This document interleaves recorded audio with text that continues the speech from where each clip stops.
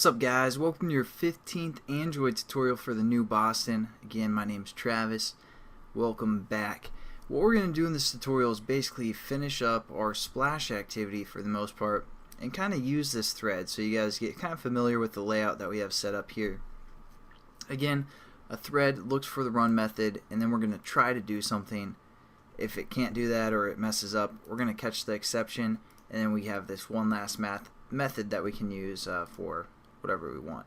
So let's get our activity going. Again, we want our activity basically to pause for 5 seconds, and we can use a method from the thread class again called sleep, and that'll allow us to just pause our thread and not do anything for however long we want for the most part. And the method is pretty easy.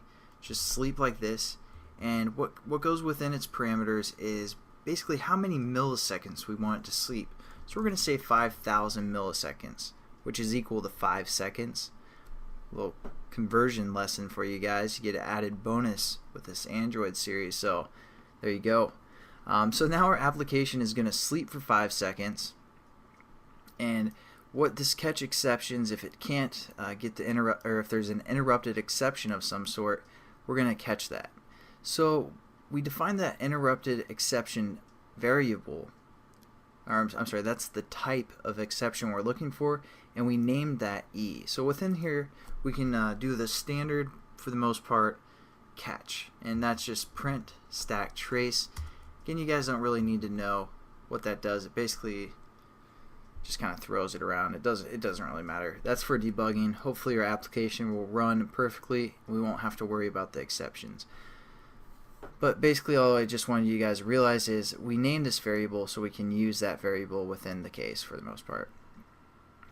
Probably doesn't make sense, sorry.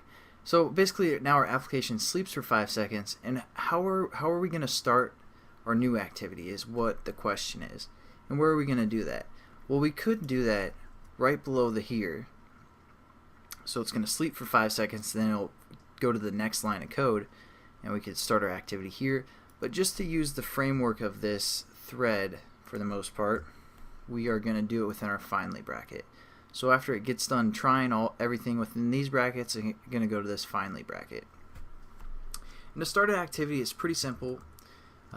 There's a few ways you can do it, but the method is called start activity. I believe that's from the activity class, and yeah, it's from the activity class, so we can use that because again we're extending the activity class. And there's a few ways we can start an activity, but probably the simplest way for you guys to start out is if we hover over here, it shows that it takes an intent within its parameters, and that's what I should say. There's a few ways to set up an intent. Now we don't have an intent yet, but we're going to define one real quickly and real simply. Same way we make any other type of variable, we define the type, which is going to be intent, and and basically then we give this intent a name.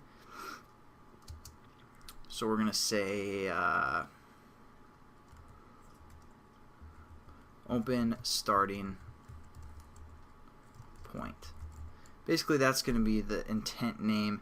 Again, you guys can label that whatever. We need to import intent so we can use its sweet methods.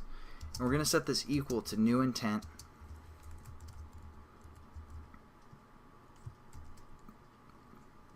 And then we put up parentheses and we hit in quotations what we want our intent action name to be. And you guys might remember what the action name is, but I'll go over it again. Basically our action name is the new com.thenewboston .travis .starting point. And then we have to finish off this statement with a semicolon as always. And now what we're going to do is within the start activity, that's where we're going to set up our intent that we just created called open starting point. And there we go. Now it's going to open or start the activity called starting point, or based off the intent called starting point. And this intent is going to create a new intent based off of this action name. And this action name has to match up with the manifest. So just remember what I typed out here, com.thenewboston.travis.starting point. And we set that up in a few tutorials ago, but I'm just going to re-familiarize you guys with that, with the Android manifest. I'm going to open that up, and here's the action name. So this is what we're setting our intent equal to, is this action name. So when we start an activity, it's going to look at the intent, and the intent is basically the intent of this starting name or action name. So it's going to look through the manifest, find this reference, and then it's going to be like, oh, that's of the starting point class. That's the class I'm going to start. So that's kind of how it works. So again, this reference has to be exactly the same as the reference we created in our splash activity right here for intent. Otherwise, you guys will get an error. It's always good to kind of check your program and make sure it works every so often so you guys save yourself some time with the errors. So I'm just going to do that real quick, make sure activity works, runs for 5 seconds on the splash, and then opens our starting point class. And there you go, voila. Thanks again for watching, guys. Hope you guys enjoyed the tutorial, learned something new, and I'll catch you guys in the next one. Have a good day.